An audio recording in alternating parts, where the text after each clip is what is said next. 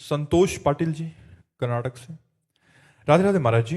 महाराज जी, कैसे पता करें कि हमारे बुरे कर्म कब समाप्त होंगे या हो गए हैं? भगवान की जब प्राप्ति हो जाए तो जान लो अब खत्म हो गया सब कुछ, नहीं तो बने ही रहते हैं। देखो बचपन से बाबा जी भजन कर रहे हैं तो भी किडनी फेल है, रोज डायलिसिस होता है, ये बुरे कर्म का ही फल है। अब विश्वास हो गया है, अब इनके नाश का समय आ चुका है, अब हमारा जन्म नहीं होगा, ये हमें अपना अनुभव है।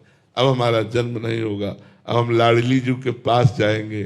जितने दिन है उतने दिन शरीर से भोग लेते हैं, राधा राधा कहते हैं, फिर अपने श्री जी के पास जाएंगे। तो समस्त कटे कर्म बंधन संसारी, सुख सागर पूरी ततिभारी, विध निषेध श्रृंखला छोड़ावे, निज आलय बनान बसावे। ये आचार्य और गुरु कृपा से होता है कि जन्म जन्मांतरों के संचित शुभ अशुभ कर्मों को भस्म करके, प्रारब्ध को भोगवा करके, क्रियमाण को निष्फल करके जीव को मुक्त कर दिया जाता है। भगवान की शरण में हो और खूब नाम जप करो, भगवान की लीला कथा सुनो, भगवान के भक्तों के चरित्र सुनो, तो सब संस्कार भस्म हो जाएंगे। ये तब पता चलता है जब भगवान का साक्षात्कार होता है, इसके पहले नहीं, इसके पहले नहीं।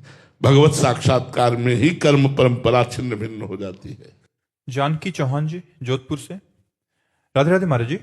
महाराज जी, क्या व्यक्ति के जीवन में भक्ति तब आती है जब व्यक्ति पर सब जगह से वो हार जाता है अपने जीवन में? ऐसा कुछ नहीं है, पर एक सिद्धांत ये भी है, पर ऐसा सिद्धांत नहीं है कि जो सब विपत्तियों से घिर जाए, महान दुखी हो जाए, वही भगवान की शरण में जाता हो। नहीं, अम्बरीश जी को क्या विपत्ति थी? अम्बरीश जी को कौन सी संपत्ति की कमी थी? कभी कभी ऐसा भी होता है कि जो भोगों में रत है, परिवार के मोह में रत है, सब जगह से ठोकर मिली तो एक ही मार्ग दिखाई देता है, भगवान की शरणागति। कभी कभी किसी व्यक्ति के जीवन में ऐसा होता है, नहीं तो प्रायः भक्ति स्वतंत्र सकल सुख खानी, बिनु सत्संग न पावे प्राणी। इसका मूल कारण सत्संग है, ना कि विपत्ति। कभी कभी किसी के जीवन में ऐसी घटना घटती है, सब जगह से ठुकराया गया, कोई आश्रय नहीं मिला, तो वो भगवान की तरफ चल दिया। जैसे श्री बिल्वमंगल जी। बिल्वमंगल जी बहुत आशिक चित्त थे, तो एक वैश्या से उनकी आसक्ति हो गई, चिंतामणि नाम की वैश्या से। और इतनी आसक्ति हुई कि आसक्ति कहते ही उसे है जिसके बिना हम जी ना सके। उसको देखना, उसके पास रहना, उससे बात करना, उसको सुखी खुशी करना, यही आसक्ति का लक्षण होता है। जिसके प्रति हो जाए, भगवान के प्रति हो जाए, गुरु के प्रति हो जाए, या संसार के प्रति हो जाए। दर्शन, स्पर्श, संभाषण, खान पान, बोलचाल, ये वो हर समय चिंतामणि का ही मुख ताकते रहते। चिंतामणि को धन चाहिए था, पूरे घर का धन धीरे धीरे करके चिंतामणि को दे दिया। बिल्कुल सारांश में सुना रहे हैं। आखिरी में सुहाग की बेनी अपनी पत्नी की लेकर के गए, तो उसने कहा, ये तो सौभाग्य चिन्ह है, तुम्हारा ब्याह हो गया है? बोले जी। पत्नी से कभी मिले? आज तक नहीं। ये सुहाग चिन्ह चुरा के लाए? नहीं, उसने खुशी से दिया है कि जिसमें तुम्हें सुख मिले वही तुम करो। अपने प्राणों को न्यौछावर करके वो हमारे प्रति। बोले धिक्कार है तेरे को, ऐसी पत्नी का त्याग कर मुझ वैश्या से। बिल्वमंगल जी का प्राण थी चिंतामणि, जी नहीं सकते थे। आशिकी उसे ही कहते हैं, आसक्ति उसे ही कहते हैं, जिया ना जाए, उसके बिना जिया ना जाए। अब जिसको परिवार नष्ट, धन नष्ट, और जहां आसक्ति थी वहां से ठोकर लगा दी, बड़े विचलित हो गए, रोना आया। चिंतामणि तुम्हारे बिना नहीं जी सकता। और भगवान चिंतामणि की बुद्धि में बैठ गए। उसके आदमियों ने धक्का मारकर बिल्वमंगल जी को बाहर कर दिया। जब किसी को कोई ठौर नहीं मिलती तो एक ठौर है सर्वेश्वर भगवान की शरण। उसे याद आई भगवान की, तो भक्तों के संग में भगवान की प्राप्ति का मार्ग खुलता है।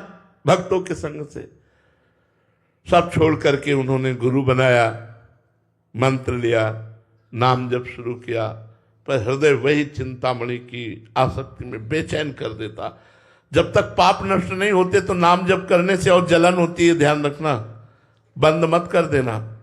नाम जप करोगे तो जब तक पाप नष्ट नहीं होंगे वो अशांति पैदा करेगा नाम जप छुड़ाने के लिए। आप छोड़ना मत तो आपका हृदय निर्मल हो जाएगा।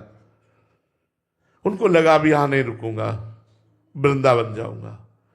गुरुजी से कहा कि मैं वृंदावन जाना चाहता हूं। संत निरपेक्ष होते हैं, आदेश कर दिया चले जाओ। चल पड़े वहां से।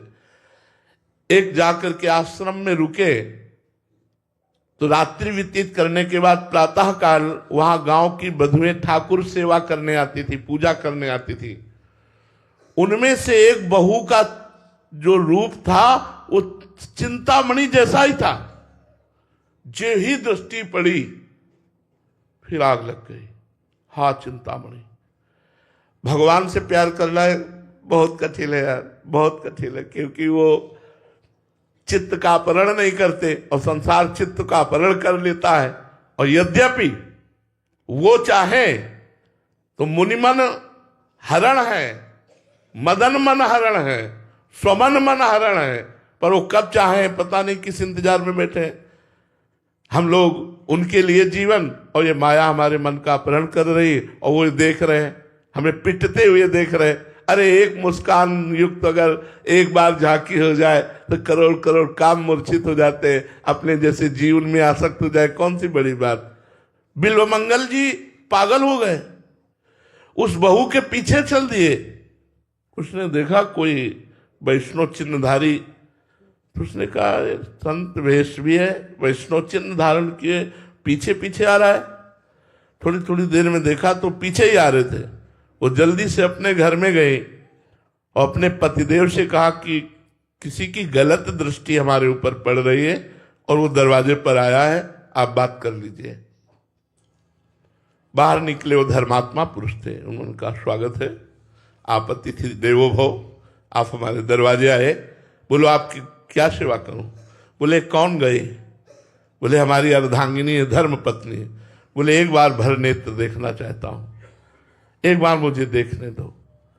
वो धर्मात्मा पुरुष थे। उन्होंने कहा महाराज स्वागत है, आप बैठिए।